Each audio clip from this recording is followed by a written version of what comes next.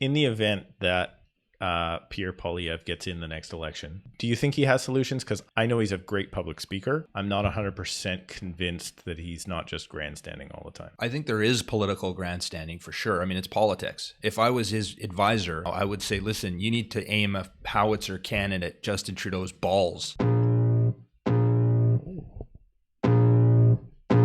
We have a fancy intro. Welcome to the Tom Storey Show with Steve Karrasch and Tom Storey, where we discuss everything real estate or whatever else is on our minds. Normally we edit that in, but it's going to be right in there now. So. We are live.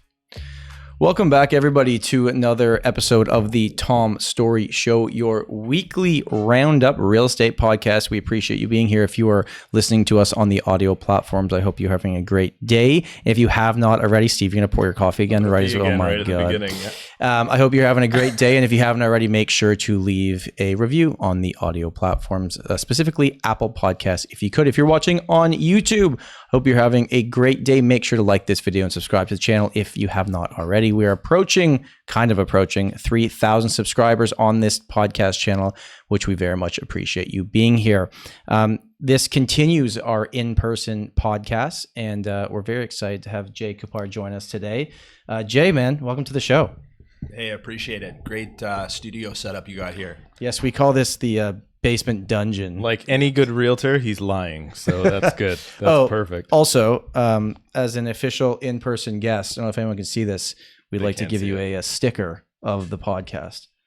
You can put it anywhere you want. There you go. Amazing. On your forehead if you'd like. Yeah, so just lean in a little, Jay. And try and get about a fist away, and then we should be good to go. There we go. I voted. It's kind of sticker. That's the vibe. All right, how's that? Speaking of voting, you got the right guy here to talk about voting and all things politics. So where should we begin with Jay Coupar? One of the most vocal politically people, probably in Vancouver real estate anyway, Canadian YouTube real estate side of things. So yeah, man, welcome. Yeah, thanks a lot, you guys. Yeah, I mean, that's a divisive topic for sure. I've had a couple of realtors that I talked to over coffee say, maybe wouldn't go there because you might eliminate some, potential business. But then I've talked to some other realtors and marketing professionals that say, hey, you really got a niche. You got to find your ideal client and you got to focus in on them. So, totally.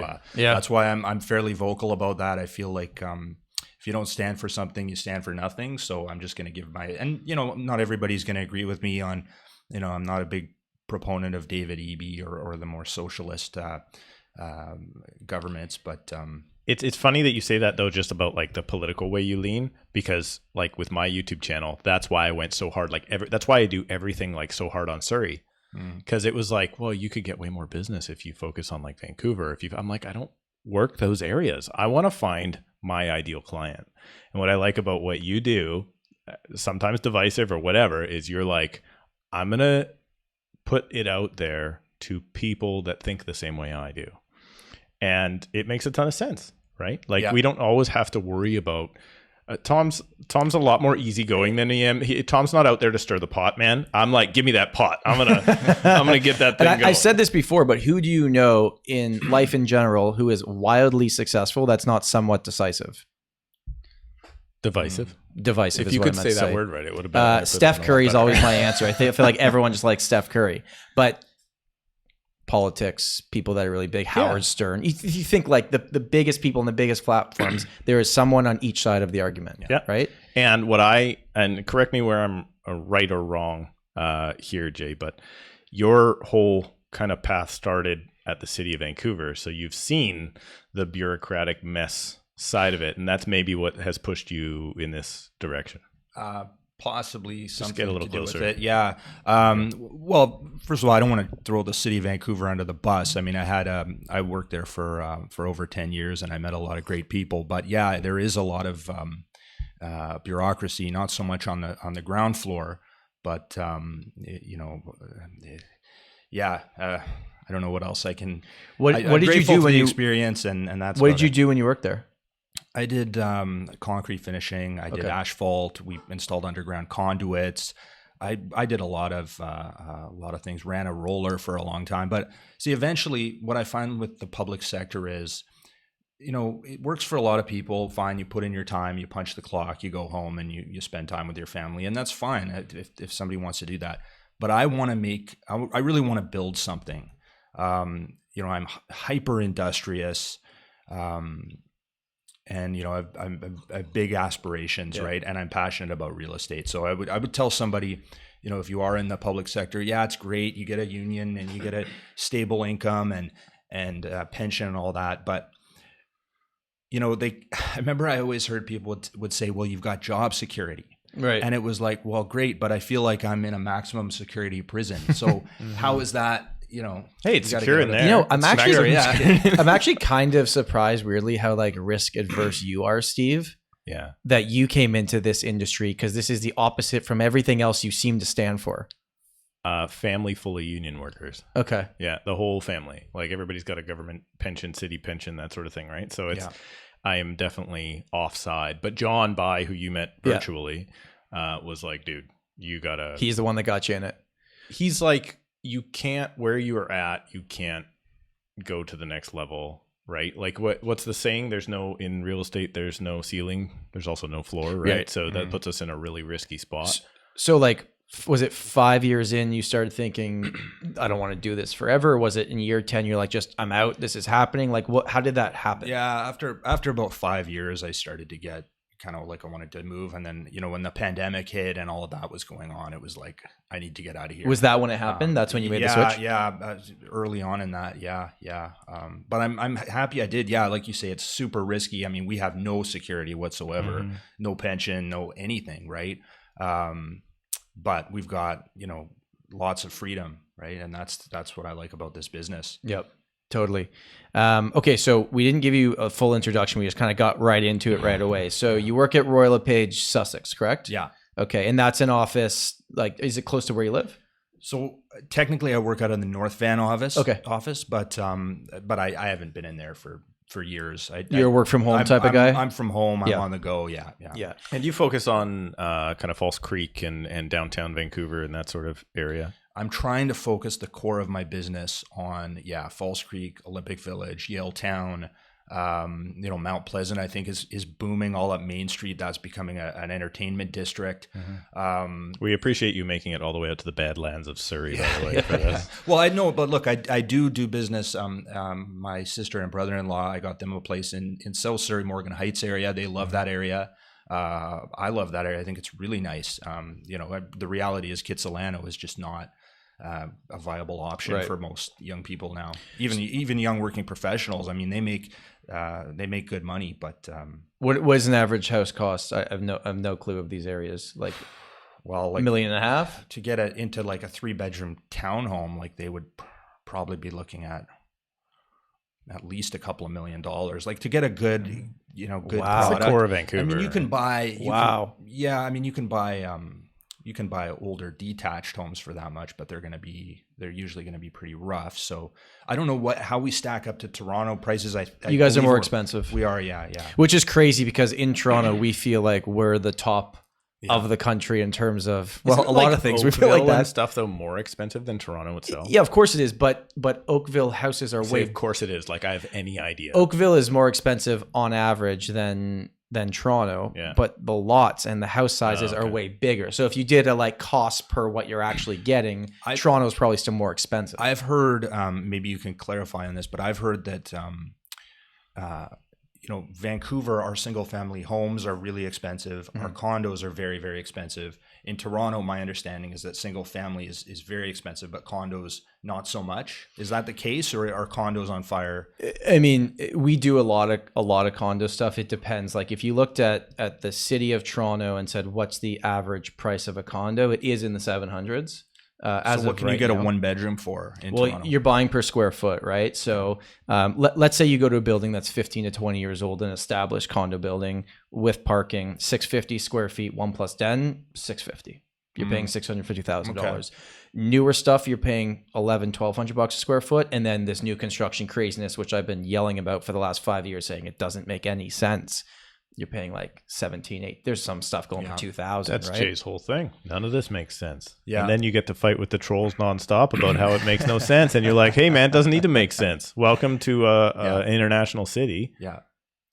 I would say based on what you told me, we probably have the edge a little bit in terms of higher prices. I think so. Yeah. Yeah. I mean, you can get a good, 1,200 a square foot is going to get you a 12-year-old building in Falls Creek or Yaletown. The new product is 1,800 into the 2,000 range. I know the Butterfly building, which is a super, I don't know if you're familiar with that. It's a super luxury build. Yeah. They got units in there over 3,000 a square foot. And same with, there's a few that are coming up here that are going to be in It's that a little range. warm. I'm just going to crack the window. Keep going, guys. Yeah, go ahead. I got a question for you because I've started to see this in Toronto. So we've got our regular condo sales, resale condos. It's pretty straightforward. But then we have a mix of like these hotel residence buildings, right? So we've got the St. Regis, the Shangri-La, the Ritz-Carlton, where half of it's a hotel and half of it's a condo. You guys it was called the Trump. It's called something different now. I don't know what the name is. It starts with a P, I think. I had lunch with a client of mine who jumps around but lives in Toronto, Vancouver, and he bought new construction in when it was the Trump. And he said he kept his unit. He kept it. He rented it out. He's getting $2,800 a month for it. If you were to sell it right now, he's thinking like, I don't know, just under $1 million. But 5 years ago, another guy that bought it off the plans when it closed, sold it right away and sold it for more than he thinks he could sell it for today. So is there a huge risk in buying these hotel residence buildings versus regular condos? Like, I don't see the appreciation being there. What the hell? I'm from Surrey. What's a hotel residence building? You guys have some in Vancouver. We've got a few, yeah. What is it? It's Right, a how's that building that you can buy a condo in. Yeah. But you're buying the brand, right? So like we have the Shangri-La, the Ritz-Carlton, the Four Seasons private residence. But it's also a hotel.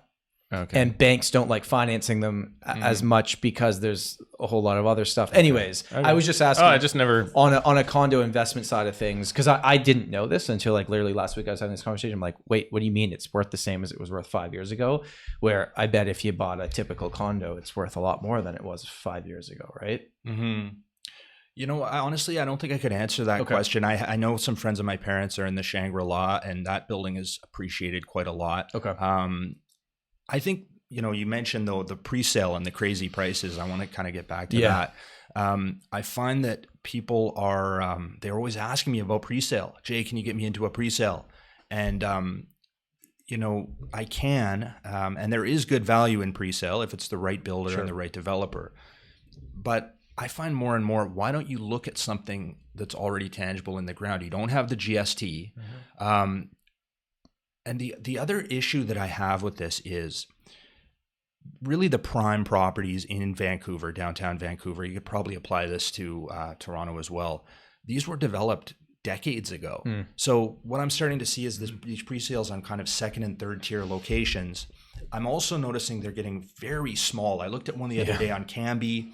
Not the best location. The bedrooms are tiny. They're like closets because they're trying to build and market these at a price people can afford. So you've got, I had one from a development in Brentwood the other day.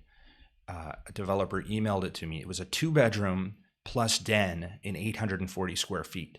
They're smaller than that here. That's getting crazy, right? Yeah. Wait, that's small?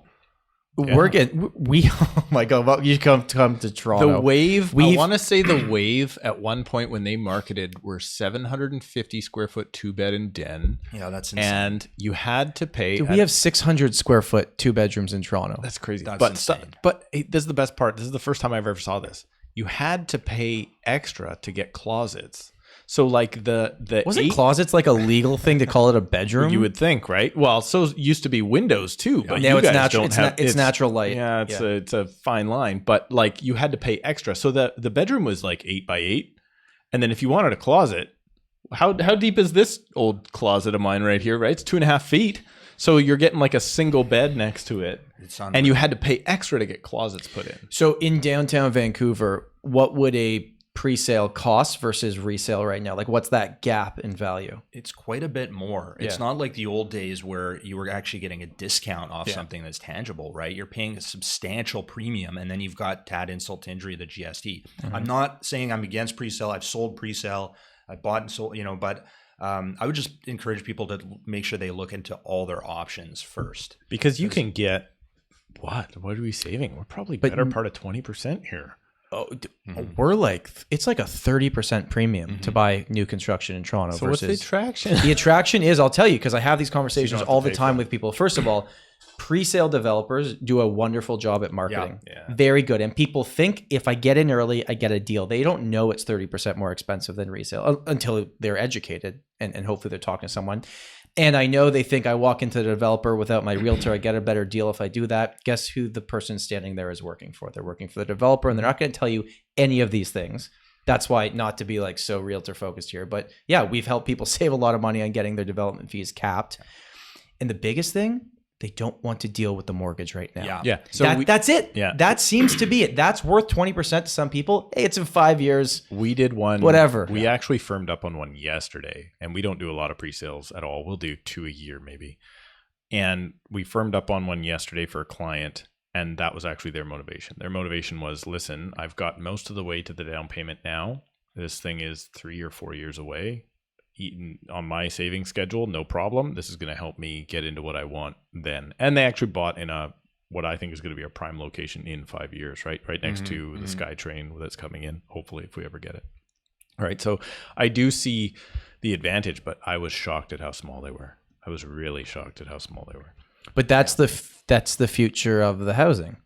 That's what's being built, and people are buying it. I guess. If people stop buying it, they wouldn't build it anymore. So someone's buying it. I don't know. I've walked into a few plans lately. Like I had a guy last year that he didn't buy with us, but he wanted to flip it and get out of it after completion. And when he walked in, he was like, wow, this layout looked beautiful on the blueprint. Of course it does. Yeah. But when we walked in, like literally there was the second bedroom was like 6.5 by 7. And it was like, you couldn't put a single bed in and open the closet. Yeah. It was rough. Well, this is why I tell people, like, if you can get a 1-bedroom, 600 something square feet in Yaletown in Falls Creek, maybe it's 10 or 12 years old, that they seem to think that that's expensive. It's not. It's not. The new 1-bedrooms I've been telling people about, there's a development, I'm not going to say the name, beautiful building, fantastic developer, but they want $800,000 for a small studio without parking. The 1-bedrooms are now going for $1.4 million. Are they selling? There's a few of them still out there, but Okay. I mean, it's mostly people are buying them. Yeah, Wow. They are buying them. It's just wild to me. Like I would assume that the people making those purchases are either thinking long term. They have so much money they don't care. They just really want this building, this area. They're buying for their kids. But I don't understand, like, if you're looking at this, and please let us know in the comments if you're watching this on YouTube, like, why would you pay that 30% premium? Is it truly just because you don't have to worry about the mortgage for a while? Or your kid's 15? Green Bean's going to let us know for sure down there what's going on in the comments. Because it's a pre-sale thing. Like, I don't get it. I wouldn't do it. Here's the reason I wouldn't look at new construction or pre-construction. It's just personally, I want to be able to touch and feel what I'm dealing with. And I have many friends that bought in 05, 06, 07, closed in 08, and then were underwater for 8 to 10 years. Well, that's what's happening. If you bought in 2020, 2021, 2022, and you're closing the next year and a half, it's going to be worth less than you paid for new construction. In Toronto, at least. I can't make that statement for all of Canada. I'm not sure about here. But yeah, like we've had tons of calls. Last six months, the calls that we get on people trying to assign their condos, I'm like, I'm really sorry. I can try to do it for you, but the only way you sell is for a loss right now. Yeah, and the other thing I would mention here is don't be selling assignments if you can avoid it. Make sure that you have the financing, close on the damn thing, and then sell it as completed product if you're going to do that. I think the issue that I have is when people buy essentially a speculative piece of paper and they want to flip it in 6 months or a year for a profit. I always tell people, just don't do it. Have a long-term horizon and just don't be stupid, right? That's what I've noticed too is some of those people that I have those conversations with where it's very short-term, I'm going to do this to get this and this return. I'm like, okay, like I don't think you should. And I've seen that I tell them that, they go to someone else, they won't be stopped. They do it. Yeah. Whether I'm willing to help them or not, they do it because I find out later. Yeah. So it's interesting. You can try your best to try to educate people, but it's funny because we get blamed for, you guys are pumping, and I'm sure there's going to be 10 comments down in this podcast that'll say you're pumpers or whatever. But I was actually just reviewing something with a client of mine that made a move. I actually recall the meeting of where my advice was, don't make this move. Honestly, I know I'm going to get a sale. I'm going to get a buy. I don't think you should make this move. They took that information. They came back to me about 3 weeks later and said, we're going to make the move. I said, okay, I'm not here to tell you it's a fine line though, right or wrong, right? So that's fine. And then, so they made the move, really happy. I think it was generally a good move for them outside of maybe not always in the finances. Sure. And then I was looking back through my phone and I know, just knowing their situation and the variable rate and all these things that we've been going through. And I actually scrolled back and I think it was like August 2nd or something last year. There's my text message to them. Hey guys, rates, you might want to think about locking in, like you might want to do something here. Again, it's gone all. So, but they have made those decisions, right? And I'm just sitting there going, guys, like there's a lot of real estate agents telling you to don't make that move. Maybe you should lock in, Tom Storey, when I tell you to lock in. It's and too late. He won't lock in. Riding the wave. No matter what. But there's not enough credit for, and now I'm just sitting there going like, I know they're probably going to be in a really tough spot right now because that variable is going to be almost double the payment it was. But again, are you not just assuming that maybe they can make the payments and their life's totally fine? Yeah, I haven't really had a tough conversation with them about it. I know that it's not. I'm just doing the math on the payments in my head. I'm like, I'm concerned, and it's like, but I can't live their life for them. Can't live your life for anybody. You can only advise them to the best of your abilities. But I've run into similar situations, and I just find people don't realize how hard it is to get a mortgage in Canada. I don't know who they're listening to, that the banks are handing out mortgages like cupcakes, but they make X amount of money. Hey, I should be able to buy that home that I want. They don't realize how, I will even send them a chart from my broker, the qualification table, and it's alarming if you look at how much you qualify for. I mean, I don't even qualify for that much. If I hadn't bought my place 12 years ago, we'd be making this podcast. It would be a Chilliwack real estate podcast. But that's a funny thing where we go, okay, well, can you afford your own house? And it's like, but what does that mean? Because am I coming with 20% down and doing the maximum? You point out in your videos all the time, who's buying something with 20% down? Not in Vancouver. You're 50, 60, 70% down when you're coming into these places. It's not like you're scraping by to get into the west side of Vancouver. If anything, we're talking about luxury, right? Anything. When I have a buyer right now, like my first time buyers are generally 10 to 20% down. Anybody buying a house, a detached house in Surrey, is 50% down at least. Yeah. So it's not what people want to make it out to be this, that person's, you have to make $250,000 a year household income. Your payment's going to be $7,500. Those are great clickbait articles, but they're stupid because no one's buying that house as their first property. So why do we all, that's just clickbait and media? That's just media. It's a good job by the journalists and we're talking about it. And that's why you see things like, the debt to income ratios don't line up. Well, of course they don't line up because it's all based on equity and people climbing the ladder over years and years. A lot of it's intergenerational. There's a lot of money out there. Well, that recent report by Royal LePage was like 35% of first-time home buyers are getting help in a lump sum but then the big one, which we talked about with Danielle, was that 25% of first-time home buyers are also getting help on the mortgage payments. Which is mind blowing to me. I've never seen it. Well, I guess I wouldn't. You wouldn't see it. You're not having those conversations. Nobody's going to phone me and be like, "Hey, my mom's sending me $1,000 a month to cover my stuff." They're just not going to do that, I would assume.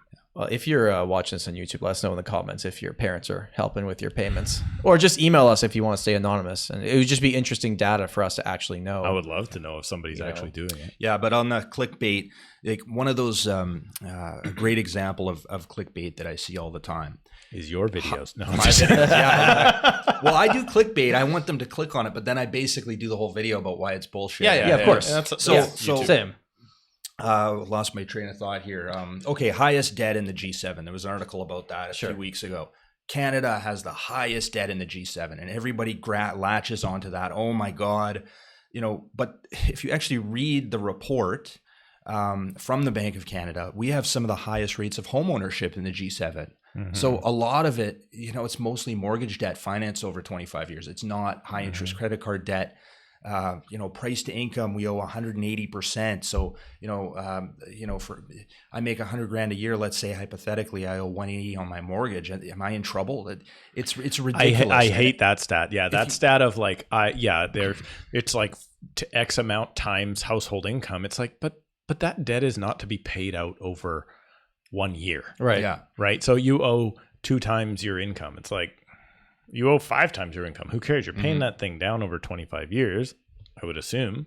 So it's a big, stupid, scary thing. And unfortunately, I mean, what I hate to see is for somebody just getting started to say, oh, gee, I was going to buy my first condo, but you know what? I heard that we have high debt levels and the market's in a bubble, so I'm just going to wait. And I'm telling them, like, you guys are crazy. You're crazy. Renting in these cities, Vancouver, Toronto, so expensive. Surrey, it's financial suicide. It really is.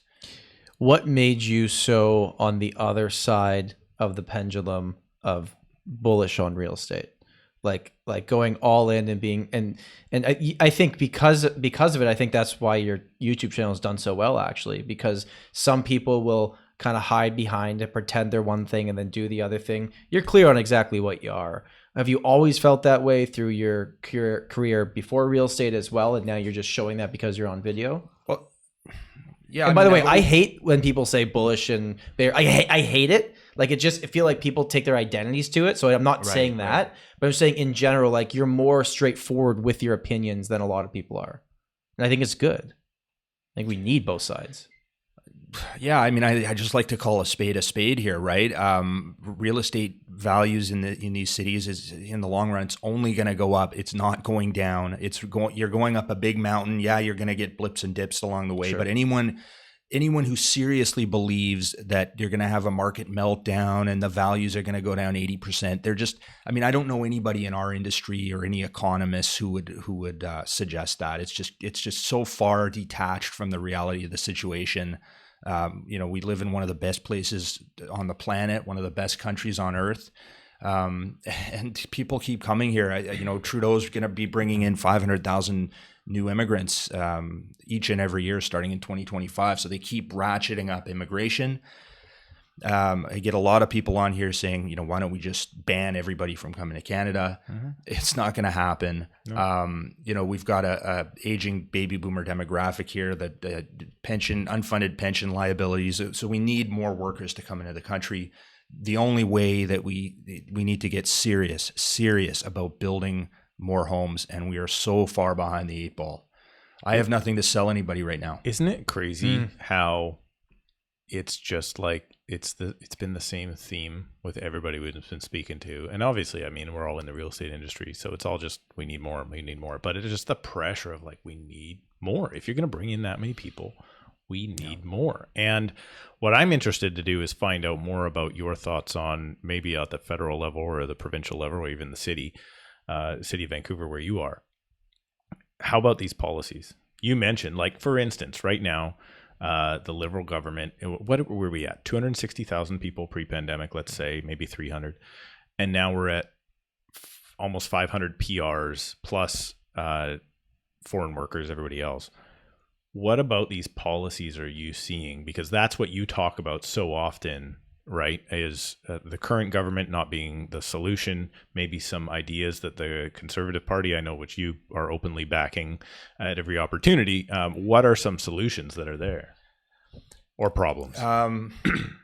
So first of all, everything that we've done so far has been attacking the demand side, all levels of government, federal, provincial, municipal. Let's quash the demand. Let's tax people to death. Let's bring in a speculation tax. The greedy speculators are driving up the market. Well, that's BS, right? In fact, speculators, if you want to speculate, which I don't think you should be a speculator, but assuming you are, we should be welcoming speculators with open arms because they're financing new construction in a heavily constrained market. We need investors. We need speculators. That's a healthy part of a free market enterprise system. So, foreign buyers tax, now they've got a foreign buyers ban. I've been telling people from the very beginning, it's not going to make any difference. We need to get building. I think They need to remove a lot of the red tape at City Hall and streamline the permitting process. My understanding is that our new mayor has had some success with that. We'll see. But that's one of the main things that needs to happen. The NDP needs to get out of the way. I have zero confidence in David Eby. They make these announcements. It's all pandering to their political base. That's all it is. He's not going to do anything. And then at the federal level, Trudeau, I don't even know where to start with this guy, but they're causing huge, huge problems. We need a conservative government, business-friendly environment. Poilievre is talking about basically withholding federal infrastructure money from cities and municipalities that don't meet these predefined housing targets. That's the kind of thing that has to happen. Barring that, it's just going to continue to go insane. I think David Eby is basically doing the same thing, right? Like, you got to hit your targets from the city, and if you don't, we're going to hurt you in some way. The question is, what is the hurt? This episode of the Tom Storey Show is brought to you by none other than my co-host, Steve Karrasch and Karrasch Real Properties. Look at that. He's got a mug he can give you if you reach out to him. In all seriousness, I make jokes with Steve all the time on the show, and we have a lot of banter. But the reality is, if you are someone looking to buy in Surrey or the surrounding areas, this is the guy you have to talk to. He understands what's happening. He has well over a decade in the industry, even though he still looks kind of young. Not that young, but kind of young. His team is amazing. They are experts, and whether you are buying tomorrow or you are buying in 2 years from now, what I know is that it's a no pressure operation, right? They're going to give you the information you need, and when you're ready, they will be there with you and take you to the finish line. They're going to roll out the red carpet for you, and Steve knows what he's doing. And if I personally was buying a property there, this is the only person that I would trust to call. He's someone I've also sent my clients as well. So if you want to connect with Steve and his team in Surrey and the surrounding areas, you can go into the first link in the description. And Steve, what do they do when they get to that link? Well, you can book a call with me using that link in the description at a time that works best for you. It's really simple. You just pick the time, enter in your phone number, email address. I'll give you a call at the time. And we'll see how we can help you out. We also know that a lot of real estate agents listen to this show as well. So you have clients that are moving out to Steve's direction. Make sure to reach out to him as well to see if he can help them throughout their journey. I know they will roll out the red carpet for your clients as well. Okay, Tom, there's only one thing I want you to clarify.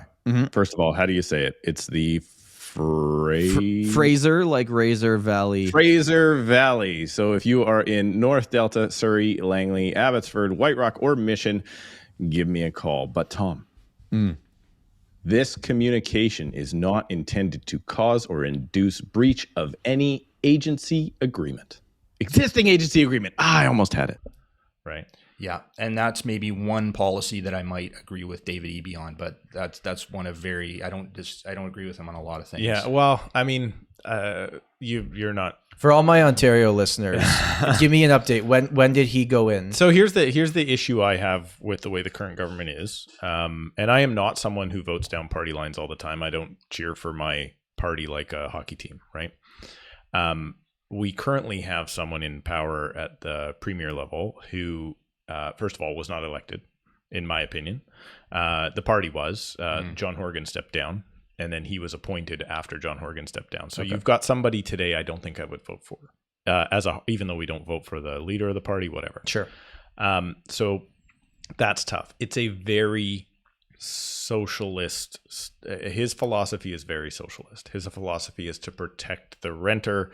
I'm assuming he bikes to work every day, right? Like, that's what I'm assuming. I'm assuming he's packing his suit or whatever and using the bike lanes.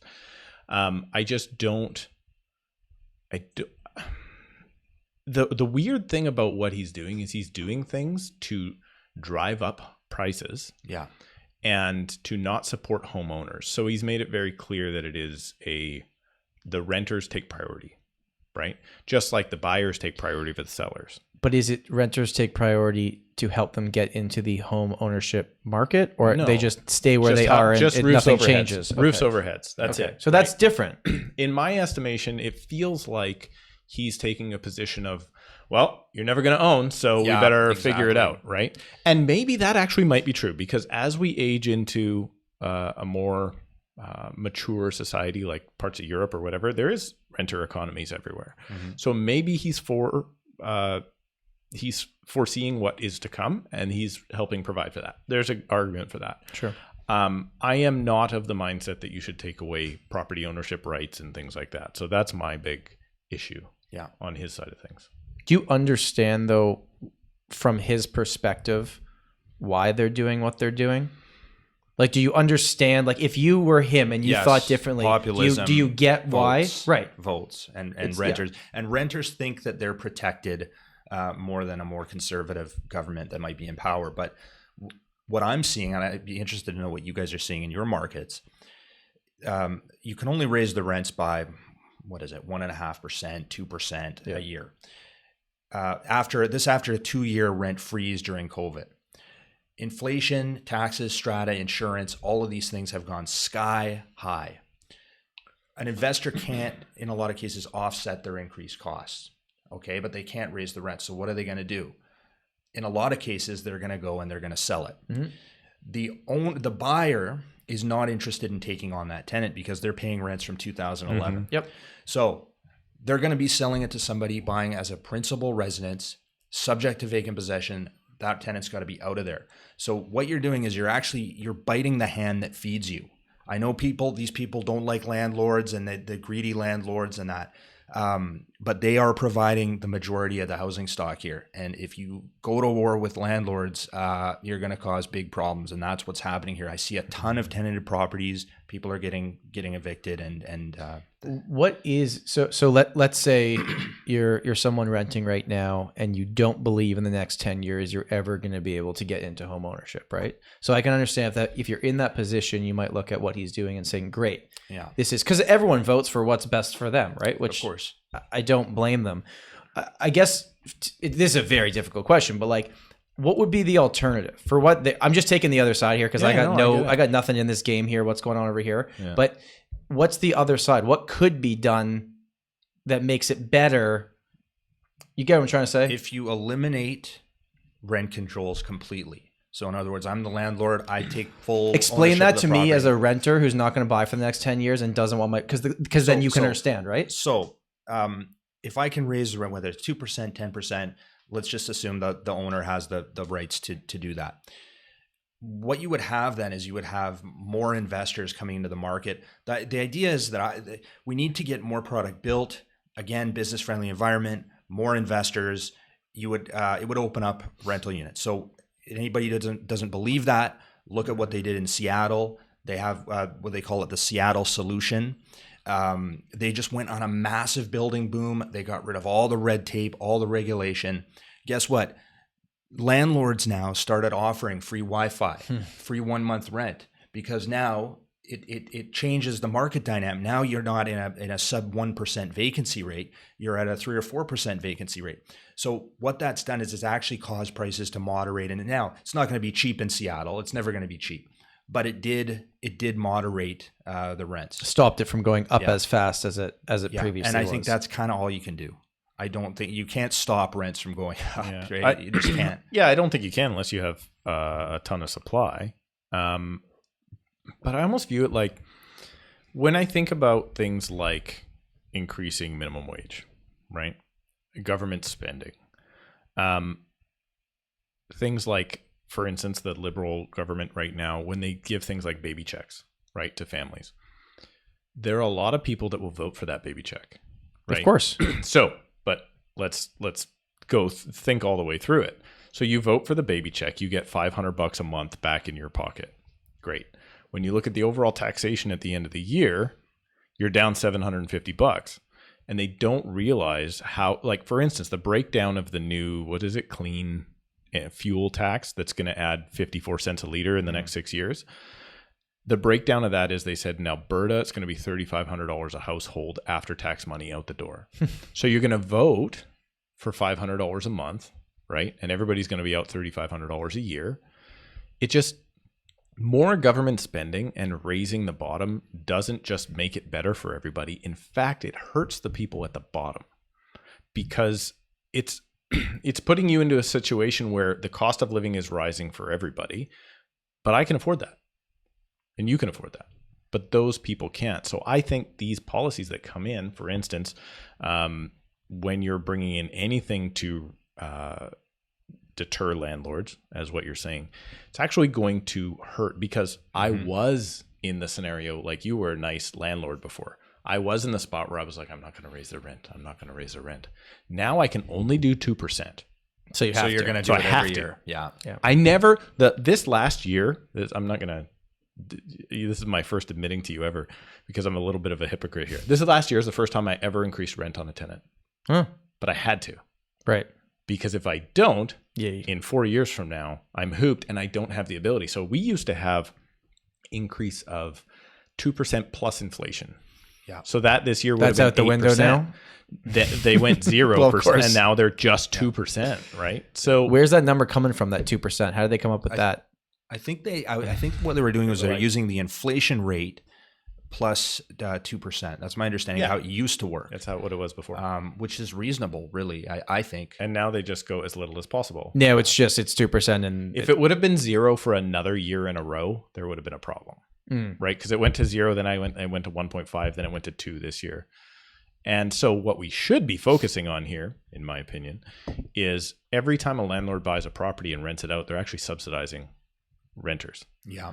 Because to own that property, let's say it's $3,500 a month, and the 'Cause they're renter's negative cash flow? and the renter's paying $2,500. yeah. So we should be very happy, right? In theory. But again, just to take the other side, the renter doesn't care.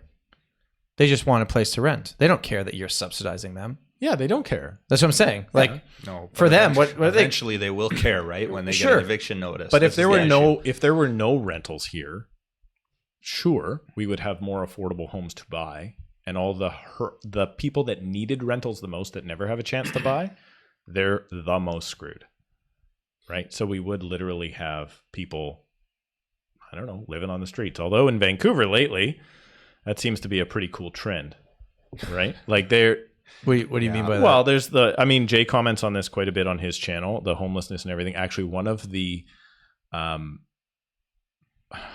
want to say in my heart, I love that you said this, and it just has to do with policy and around the city and that sort of thing. And I know you said it in jest, but the more I think about it, maybe not. Was where you were talking about like that new vacancy tax that's coming out might be the lack of 2 tents in your backyard, right? And then I'm sitting here going, have you been to Strathcona? Maybe. I mean, I could see it going down that way. Now, luckily, you got a new mayor. Yeah. And there's not really, hopefully, going to be that issue. I think they're turning it around. Do you think they're turning it around? I think after, have you guys seen Vancouver is Dying? Yes. I think after that came out, I think that opened a lot of eyes for a lot of people. Canada is Dying is good too. Did you see that? I haven't the follow up? watched it, Yeah, no. yeah. Aaron Gunn. That's great. Yeah, I think they've cleaned up. They've gone in there and cleaned up the. You're downtown down there, east so side. you know I haven't been down there. To the downtown east side. Well, like in Vancouver in general. I'm close geographically, Steve but I don't. rarely leaves this room. Yeah, that's true. That's true. No, but like, so I took my kids downtown. They were doing an event downtown. We got over this wasn't even the bad part of town. We got over the Granville Street Bridge. And I think it was my niece and my daughter in the back seat. And my niece goes, Uncle Steve, why does that guy have such a bad back? And he was hunched over. Like he was, so you have such addiction issues. And that's the next thing. So you've got this crazy, what I can't tolerate right now about the housing policy that's going on is we've got real issues. And no matter if you're on the conservative side of things, which you are, or if you're on the socialist side of things, what's going on down there is unacceptable. Yeah. Right. So you either have to house those people completely, or you have to remove the tents and tell them to figure it out, whichever side you're on, whatever.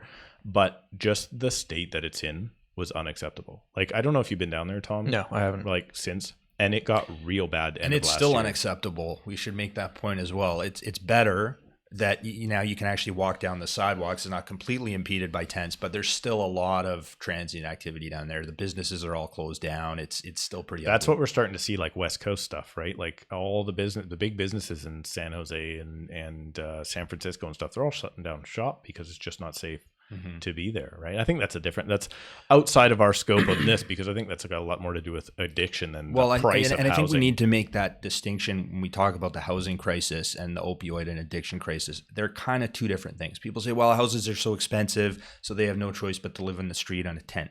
Well, that's not really the case, okay? If you can't afford Vancouver, you're going to rent a place in Langley or wherever. You're going to make it happen, or leave the Lower Mainland. That's what's going to happen. So the housing situation is one angle, but really it comes down to this mental health and opioid epidemic, and you need full wraparound services. You need some kind of addiction treatment, and what we're doing right now is not acceptable. We're gonna take you down there tomorrow, and we'll that would be great. Because I know it's been better. Have you talked to these people ever? Have you gone up and talked to them and asked them? Not a chance, man. It's okay. You're worried about your safety? 100%. Okay, I honestly don't know. Safety. So okay, no. So you can't go up and be like, "Hey, I'm curious. Like, how'd you get here? What's going on in your life?" It's so strange because we went to this restaurant downtown called Pigeon.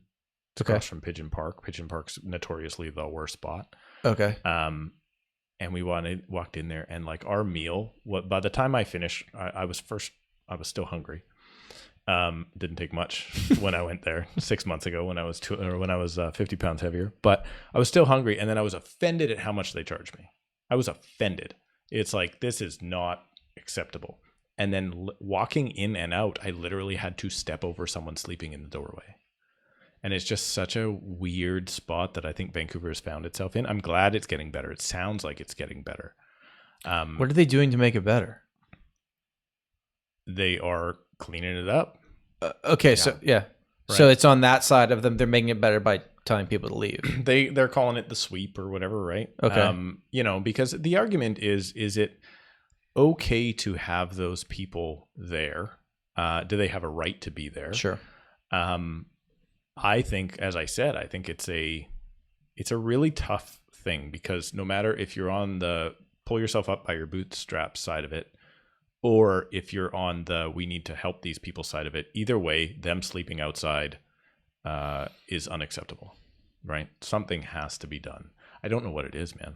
I've said this before when we interview politicians, and I just ask, like, why? Why did you go into this line of work?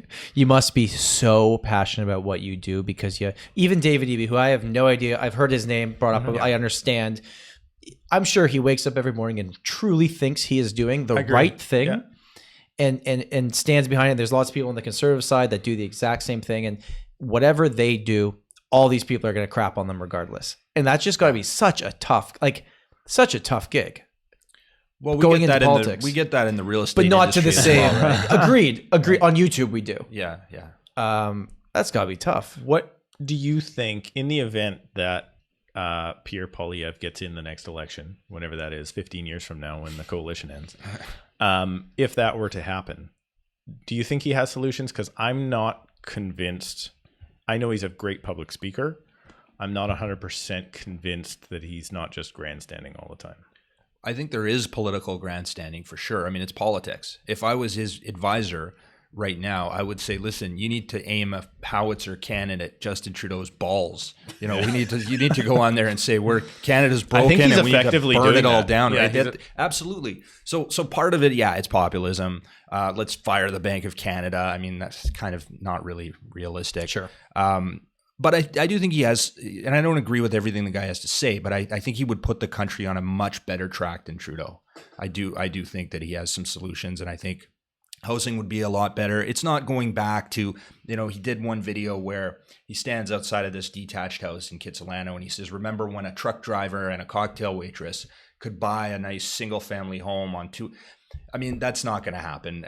Those days are over, people. It's not coming back. Mm-hmm. But I do think that he has some solutions that are going to move it in a positive direction. I always think it's interesting when you see the post that goes semi-viral where it's like, what $1 million gets you across the world, and it shows like a shack in Vancouver and something is like, but obviously it has nothing to do with the house. It's because it's on a lot that's 50 by something. Yes, and it's the value of the land, but that's never going to trend well on social media. I've got a listing right now on 1511 Barclay. Beautiful old house, but it's 100 years old. It's basically a teardown now, but the location's beautiful. Like They call those tree nice lined houses in Toronto. streets. And, That's just a regular house in Toronto. yeah, cherry blossoms, and it just phenomenal. But we got it listed, to 3.3 mil. But of course, it's not that the house isn't worth anything. It's worth maybe 80 grand. I mean, it's the fact that it's prime location in the West End. You can see there's luxury towers. You can see the Kengo Kuma, that super luxury building like right across the street. So could you add to the marketing for that property that, hey guys, in September or October, we're up zoning. Everything's going to 4 units. You got to buy this now before this lot price goes up. Well, yeah. Yeah. I mean, it's RM5, so you can do a lot. They actually have a plan for a really cool single family home, but it's ultra modern. It's got a rooftop garden. Yep. It's got a central elevator. It's got its own library. It's insane what they've planned. They've hired this architect, and then they decided to go to move somewhere else out of BC. So, yeah, but that's a prime property for somebody who has deep pockets and the ability to go and do it. I think you can do fourplexes, but it's all conditional. Everything's conditional to the city now, right? Yeah, well, we had Ravi Callan on. We interviewed him, and it sounds like it's going everywhere. It's coming. Sounds like everything is 3 or 4plex to start. Yeah. So it's going to be properties like that that are like, what do you do with this now? Mm-hmm. Right? Can you put up small apartment buildings? Basically, it sounds like you're going to be able to. It's going to go that way. I'm actually concerned with that though, because I'm a little bit concerned we're going to start look like crazy, Eastern Bloc socialist housing. It's going to be ugly as crap. I think we're going to end up with big Lego block houses everywhere. I think you're going to get some of that, but I also see a big architectural renaissance happening downtown. Like I say, that Kengo Kuma or the Butterfly. There's some pretty cool architecture coming out of the ground. As well, but the flip side to that is what's the one in Vancouver that's like twirling and looks like it's fallen over? Oh, like right by the Granville? Yeah, Vancouver House. Yeah. Thing. It's an optical illusion. If you're on the wrong side of that thing, you're like, I don't want to stand on this side. Is Vancouver House Concord? Did they build that? No, Vancouver's that's West Bank. Okay, gotcha. Oh, West Bank. Yes. Yeah. Okay. Yeah, because Concord's doing one in Toronto called Canada House, so I thought they kept the branding all across the country. Okay, I want to change the conversation slightly here. I know we could talk about politics and everything that's happening in the housing market, but I want to go to YouTube for a sec, because I think you've done a wonderful job at growing fairly quickly a community on YouTube. You put out videos weekly. What's that experience been like for you personally, and then on the business side of things? So we have a lot of real estate agents that listen to this as well. Yeah, so I guess I started making those videos now 3 or 4 years ago, kind of as a hobby, just because I'm really passionate about the business. And then I found that some calls started to trickle in here and there, and I thought, hey, maybe I can actually build a business off this. And I do get a lot of my my business from social media and YouTube. I'm doing some stuff on TikTok, but how's that going? Yeah, it's you know what, if you want to reach a lot of eyeballs, sure. And you want everybody in your neighborhood to know, like, to recognize you, that is crazy. You put up a TikTok video, a month later, people will start coming up to you, say, hey, I'm watching your videos. Hasn't really translated to business yet, though. Yeah. Whereas YouTube is more, it's kind of like if you look at your sales funnel, right? That TikTok would be like way up here, YouTube, and then, working from there. But yeah, no, it's been productive. It's been, I think, nobody wants to watch just ads, right? You just want to educate them. Yep. Keep them informed on what's going on in the market, and then they'll, when they're ready, if they like what you have to say, they'll reach out to you. And if they don't, they'll leave, a comment every day for the next 5 years. It's amazing, the comments. Like, it's those people never reach out. Obviously, they're only trashing it in the comments, right? And then the amount of calls, I must be probably close to 1-to-1, like good clients to terrible trolls. Probably better good clients to terrible trolls. But the trolls don't call you; they just leave a comment. Of course not. Actually, I had. I'm gonna leave it off. I sent you. I'll tell you off air. I had an interesting one. I actually had a phone call where the guy was dumb enough to leave me his number. For sure was one of those guys. But anyway, we'll take that offline. Okay. Where were you going with this, though? With the comments? Oh yeah. How do you like the comments? I like the negative comments because in a way it kind of strengthens my resolve. I've developed a thick skin. I just kind of read them and and just kind of laugh at them. I usually don't block them because I find that I get more and more clients that they actually watch my channel to see the comments. To see the comments. They watch the video and then they just spend their time reading through the comments and you know, obviously like these guys that have built real estate portfolios and they're investors, they're business owners, they're just gonna scroll through and like laugh at these guys, right? So it's kind of fun that way, but yeah. There is something to be said with that. Sometimes when you see a post that goes viral on any platform, immediately I scroll down and look at the comments. I'm like, what's going on here? Yeah. Unless it's something like a real personal attack or it's of course racist or it's something Usually that's like, yeah. I will block those. So I always tell people like keep, you know, comments productive, but the silly stuff, yeah, it's fine. Usually it's the name calling. Yeah, we don't delete comments on this channel though. We will hide users just because some of the stuff we see is it's not acceptable to be in the comments. It's so not. just, I'm actually. It's not that they shocked. disagree with us. It's like they're vocally abusing people. So and like name calling and that sort of thing. I just noticed that you've done well with. I think you do better than I do with just water off a duck's back, right? I think I take it more personally than it sounds like you do. I read them and I'm like, well, why don't you like me? Like, I'm really trying to give you information here. Like, you can disagree with me, but don't be so mean. You know? Tom every once in a while will send me a message like, hey, I just want to let you know, I think it's about time that user is no longer on your channel. And it's not because necessarily they're even, it's just because I'm going back at them. So like hard. Steve's wasting so much time in his day responding back. Hey, it's there. And I know those people are watching. I just think it's funny when, I mean, I went through a back and forth with one a little while back, and it was just like, oh, the numbers are crashing, and then I just posted the numbers, and they're like, but not that number, but this number, and then I just went back and posted those numbers, and I'm like, you're wrong. You can hit them with facts all day; they'll keep coming back with something. But this is why. It's like, oh, guys. You did a video I wanted to bring up, and it was really funny because I knew we were going to interview you, so I went and checked out more on your channel, and you were reading comments that were down on the housing market. I thought it was great. It was funny because there was a few of those comments. I knew the username right away. And I was like, I know that. Oh, they're everywhere. It's the same people that jump around all of our channels. There's one guy in particular. I send Steve some of his commentary, and he sends me back the comments that he gets on his channel. And we got that other realtor, Connor Kelly. The same guy's commenting on. So we're all just kind of laughing. Like, it's I don't know. It seems like a bit of a waste of time on their part. But that's the part I just wish there was some. I mean, it's just cheering for the downfall, right? Or maybe they like our response. They're just trying to wind you up. Probably. Yeah. Probably some of them. Probably that. I think 3 of them are Daryl Frankfurt, if he's listening. For sure. I haven't heard of that one. No? Oh, Canadian Real Estate Show? He's not Daryl's a good guy. No, he does a similar podcast. There are also bloggers, though. I've seen some of them that are appealing to that crowd of those negative types of people. Oh my God. Yeah. There's a couple of them, not going to name names, but there's a few of them in Toronto that I can think of that are just like better dwelling. I'll say it.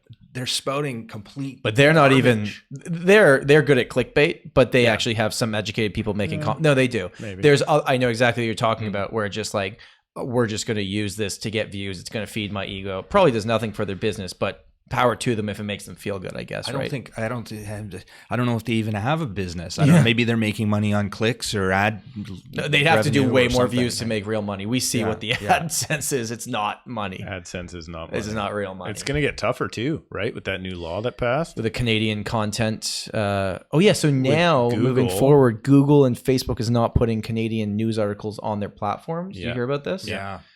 So is that good for us as content creators in Canada or bad for us? I'm wondering. I think it's going to put those businesses, like if you're thinking like, okay, ctv.ca or cbc.ca, 90% of their views, I bet, come from Facebook, right? Who's going to whatever news channel.ca to get their information? I think most of those are getting click-throughs on Facebook. So that's what they wanted them, what the federal government wanted them to do is share their revenue from the ads on Facebook to not just when they go to their website. Oh, okay. Right. And then Facebook's like, yeah, cool story. My ball. I'm going home. And so are we in a spot where that was supposed to save the media outlets? Is that going to possibly tank the media outlets faster? Or let's go super tinfoil hat, is that just a perfect way for the current government to shut down a bunch of the news? Because now the news is your Canadian news you cannot find on Google, and you can no longer find on Facebook. I think both of those points. I haven't really thought about it, to be honest, but I think those are both valid points. I think it's just mismanagement, because if you go to conspiracy or you go to idiocy, you're probably dealing with a moron. You're probably not dealing with a super smart genius, right? I don't think anybody's worried that Trudeau's going to take over the world because he's some mastermind. I think they think he's incompetent at this point, right? So I know Jay does, because he just smiled. I stay out of the politics stuff. I know you don't want to go political. I get it. I understand. I'm also just not as You're not passionate interested about in it it. as you guys are. I'm not. You're not interested And in frankly, whoever's in power, my life's not actually going to change that much. That much. Yeah. My argument I'll is... I don't want to think my whole day thinking about that I don't like the person in power. I want to live my life, man. Totally. Yeah. Because... But maybe that makes me an NPC, and I'm just doing my thing. But you're probably going to be the happier one as a result. But think about how stupid I am if I'm worried about this. I'm gonna worry about picking between the guy that's going to take 52% of my income and the guy that's going to take 53% of my income, and now I'm mad. Well, if you're that mad, they're still taking 52% best case scenario. If you're that mad, leave Canada. What do you don't want me? Not you. Oh, okay. I'm just saying in general, like, man, complain. Oh, I so agree. Many complainers. I actually think the housing issue that's happening right now is actually a really good opportunity for the rest of Canada. And how long for these mass levels of immigration is it going to get to the point that the people that are coming here are going to be like, actually, no, because it's too expensive? I think a lot of people are excited to do that. Yeah, I don't know what the ceiling here is, but until the numbers start reversing, I mean, rents are still going up, prices are still going up. So unless we see that, see it in the numbers. But where are they going to go? Like, if you're coming from, let's say you're coming from China, or you're coming from India, and you want to come to Canada or the States, let's face it, most of them want to go to the States, and Canada's easier to get into. Canada says yes, US says no, so they come here, right? That's probably what's happening majority of the time. Where else are you going? What are you going to do? Go to Sweden? Are you going to go to the UK? Well, but what about just in Canada? What about, because when they're coming to Canada, they're going to Vancouver, Toronto. Period. So let's start outside of Vancouver, Toronto before we go to another country. Why don't they? Well, obviously it's a weather thing, right?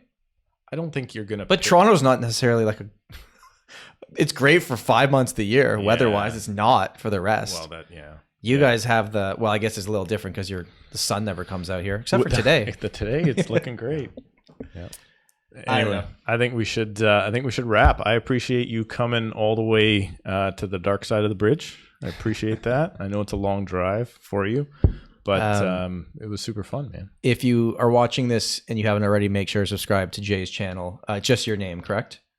Yep, just my name. Links down below in the description. And quickly, final thoughts about second half of 2023. Oh yeah, I forgot that part. What's going on here? I don't think it's going to be the same as the first half. I think it's going to be slower. I think the first half was surprisingly. I think the second half of the year is going to be what I thought the first half of the year was going to be. But that's okay. What do you think? Yeah, a lot of people were surprised by the run that we've had. I'm actually one of the few people that I'm not really surprised. I was talking to Vince Taylor back in Pilot House Realty. This is my pre-sale industry insider guy. He was saying that things were going to turn around from the correction as soon as November. And it actually, he was off by a few weeks, but he called it. And I could tell you, like, I was calling hundreds of people in my database. Nobody's picking up the phone. Nobody's looking at homes. Nobody's on my website. Whenever that happens, I always have that feeling like this. People think the bottom's coming, but we're probably already there. And all that it takes is like a flip of a light switch, and things come back. I know there was a lot of people talking about distress selling with the interest rates and all wave of inventory, and that is not materialized, not even close. Inventory is brutal, starting to pick up again a little bit here, but there's just very little. A lot of it is overpriced or it's dog shit. Yeah, like there's not a lot of high quality units. People are holding on to those.